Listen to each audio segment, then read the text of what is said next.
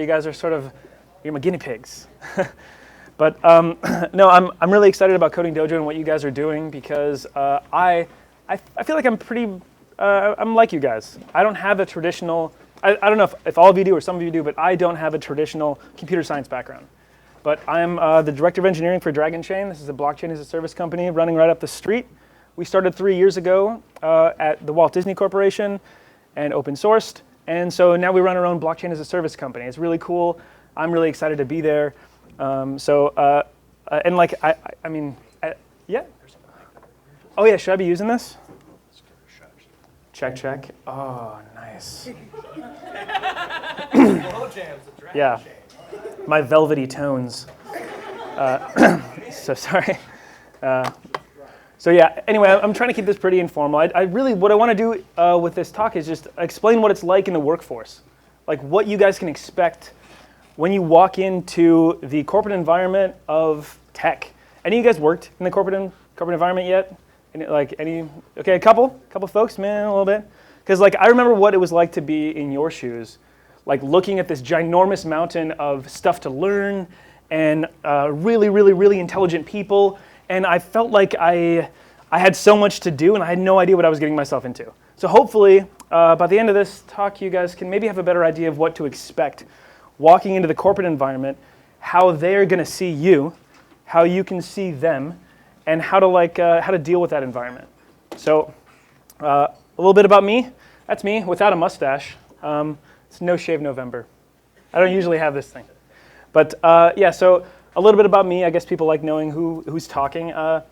I've been an enterprise level engineer for 10 years. I've been working at the Walt Disney Corporation, Microsoft, higher education. I worked at the College Board and Pepperdine University. So I've been doing this for a long time. I've seen a lot of stuff at this point in my career. And you know, a lot of tech. I started on the front end. So how many front end devs? JavaScript. Anybody? No. Everyone's like, nope. Do not do. Okay, there's a couple. Cool. Okay. I started doing JavaScript and stuff, and you know, front end dev work, and then I sort of evolved into back end stuff, Ruby, full stack, and at this point in my career, I'm working at Dragonchain as the director of engineering. So I manage a team of 7 engineers, and we build the blockchain, which is, if you're not familiar with what blockchains are, it's actually pretty similar to, you've heard of Bitcoin, I presume, but most of us at this point. But it's a technology that Bitcoin is built upon. So Dragonchain has its own, and we manage all of that stuff. So that's me in a nutshell. I'm a guy. I wanted to get this across because no one ever told this to me when I started, that you're not an imposter, that everyone who starts out programming feels this way. And it's awful because it's a toxic way to think about yourself. And so I want to stop this as fast as possible. And I want you guys to recognize that you're capable, able, and you're just as capable as your colleagues. When you start working, you may feel this way. So I just want to make sure you guys know that it's a toxic way to think, and as you evolve in your career and you get more and more confident, this will just go away. It should just stop happening. I think this is really the opposite of having confidence. This is the lack of confidence usually, that people don't know what I'm doing, but like that doesn't really mean that you're not capable. It just means you just don't know. And learning that sort of information that your colleagues may have, that takes time, and it comes at a cost. So like, you know, if you meet someone who is a rock star and who knows everything about something or seems to know everything about something, it's because they paid for that, either with a financial transaction at a higher education facility, you know, like going there and learning, or maybe they just put their headphones on for like 9 months and didn't hang out with friends and family for a while. Like they paid for that knowledge, and you just haven't paid that price yet. So that will happen, and I really think this will go away. So hopefully you guys don't feel like this. What's that? Oh yeah, you do pay a little bit. You're definitely on the way. You guys are paying it down. So yeah, there is an amount. Sure. I mean, this isn't free. So like, you guys are paying that, but you're at that beginning stage of like, you're getting started. So like, it's sort of like going to the gym for the first day. Like everyone's all super buff, and you just feel like, I don't know. But like, no one's buff their first day at the gym. So I wouldn't be too worried about it. This is, if you're not familiar with this character, he's one of the idols in my life. This is the great late Richard Feynman. And one of his quotes is something that I live by. He says, "Study hard what interests you. in the most undisciplined, irreverent, and original manner possible. So like, I live by this, really, and I've been doing this for 10 years now, and taking the traditional approach to something, sometimes it doesn't work for everybody. I guess I understand that there's a lot of people who learn that way, but it's not for everybody. And I mean, if you can explore a new way of doing something, perhaps you can even find a better way to do it than a traditional approach. Actually, Richard Feynman has a great story about what happened at Los Alamos. He was one of the engineers who built the atomic bomb back in the day. And they had a bunch of junior engineers at their facility who didn't have security clearance. They had no idea what they were doing. Like, by design, they had no idea. So they were ignorant, but they were meant to do these calculations, sort of like button pushing, these big, ginormous machines. Back in the day, computers were like physical computers, right? So like, they had to like push buttons and punch cards, and like, they're like, we'll let the juniors do that. But they had no idea what they were doing. So their productivity was low, their morale was low, they couldn't really achieve what they needed because they didn't know what the numbers meant. So Richard Feynman actually got them special clearance, and they were given the knowledge to find out to actually know what they're doing. And once they understood, like, oh my gosh, these numbers this is the pressure of the pressure wave. Oh my God, that makes sense. Just because they weren't, PhD students, doesn't mean they weren't capable of grasping these things. And I think when you enter the workforce, you may find this sort of paradigm to be pretty common, that junior developers oftentimes get sort of shoved to the side a bit, and you get sort of put into a box. And my advice would be to work as hard as you can to stay out of that box in a positive way, and like do things sort of out of that box, so you can explore new ways of doing things. And once you get the knowledge, you'll understand and actually have like a passion for what you're doing. Because like ignorance is just the worst morale killer, I think. And there are definitely managers out there who will, it's kind of their job is to segregate people. I've seen this at Disney. I saw this at the College Board. Like, there's people who do this. So something to watch out for, and embrace your exuberance. So like, as new engineers, like you're offering something.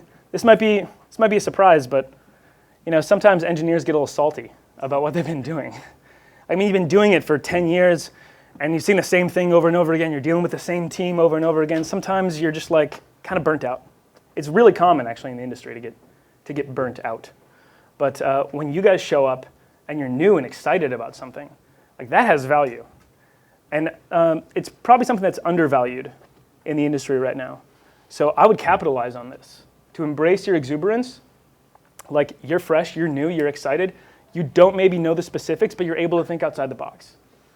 So that has value, I think, and you should embrace that. So that's the whole thing of this slide. Slides. All right. Yeah, okay, this is good. Always a relevant XKCD, always. So one of my favorite internet laws ever is Cunningham's Law. Does anyone know this? Familiar with Cunningham's Law? This is funny because of how true this is. So Cunningham's Law states that the fastest way to find the correct answer is not to ask a question. It is to post the wrong answer. And then someone else will correct you. And this actually goes back to like an old French saying. I'm not even going to attempt to speak French. But oh, please do. Please. Yes, which means? Preach the wrong to know the right. Yeah, okay, yeah. Preach the wrong to know the right, essentially. So yeah, this is an old phrase, and it's very common. But like, I guess the idea of like being wrong publicly seems like a bad idea.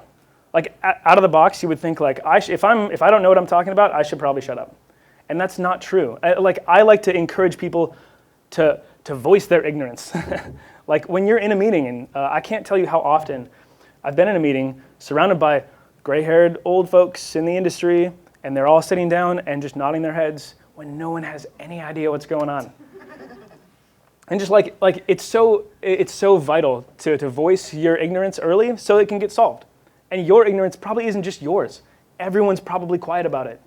Don't be quiet about not knowing something, is really what this is all about. Admit when you don't know, because it's the fastest way to get to the correct answer. And yeah, I feel like people get intimidated. Don't get intimidated. Just admit it.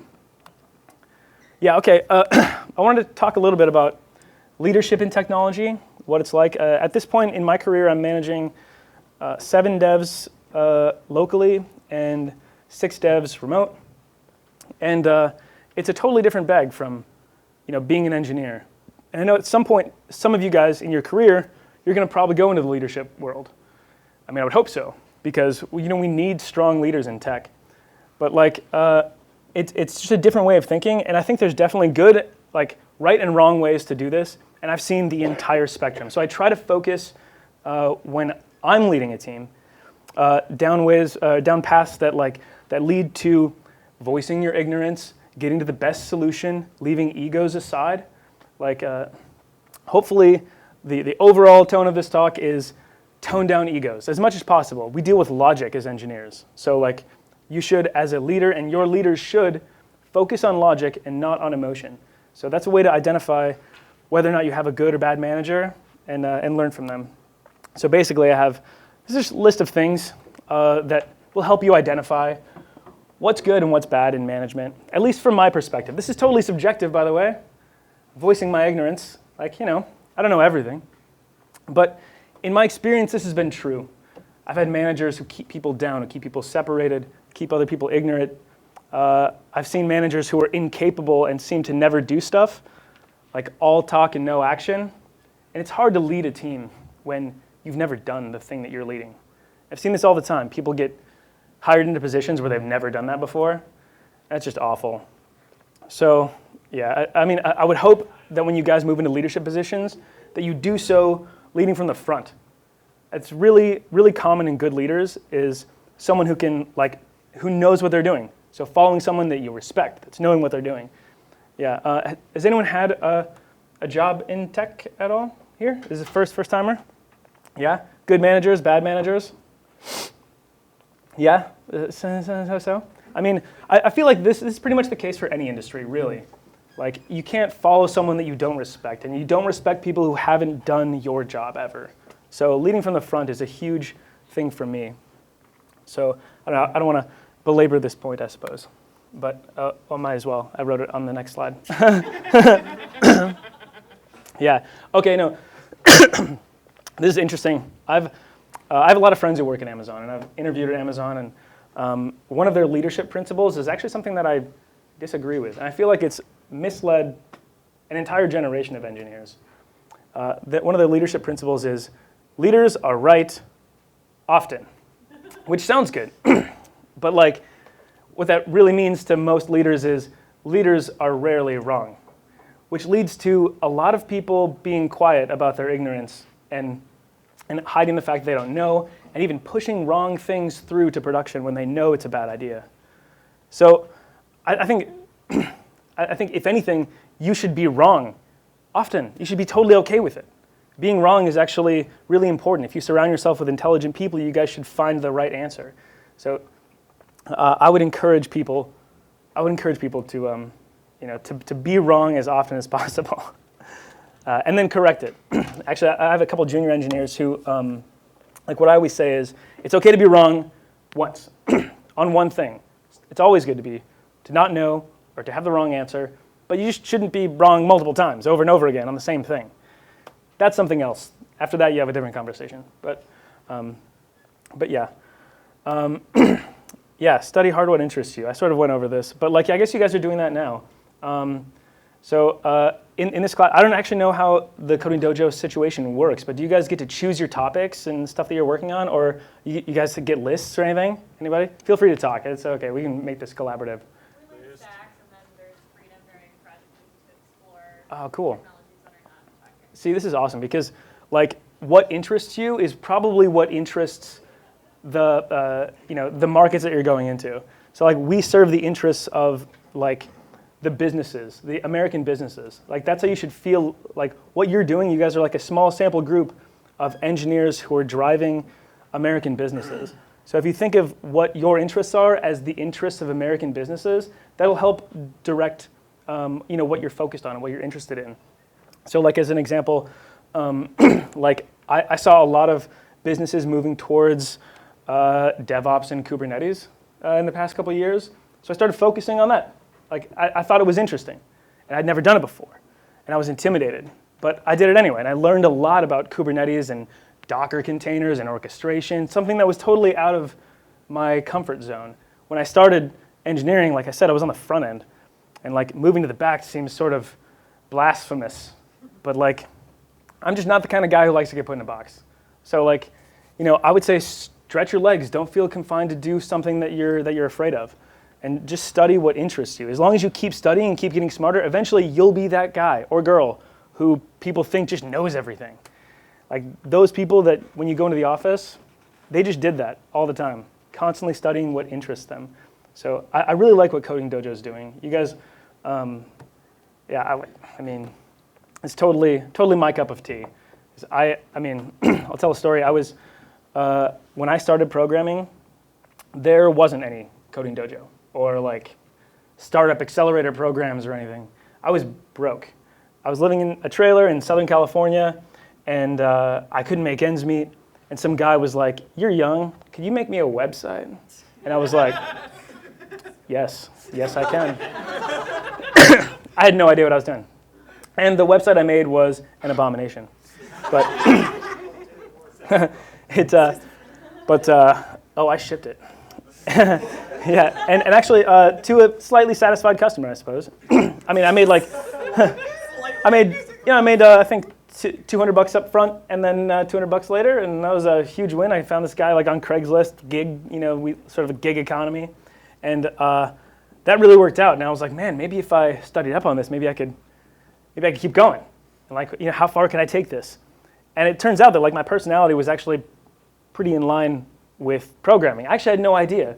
When I was in school, no one really focused me that way. It's kind of a cop-out that I'm saying no one told me to be a programmer, so screw them. But like, but I never even thought about it. I never even thought about being an engineer. And like maybe my logical way of thinking could be conducive to an entire career. That would be great.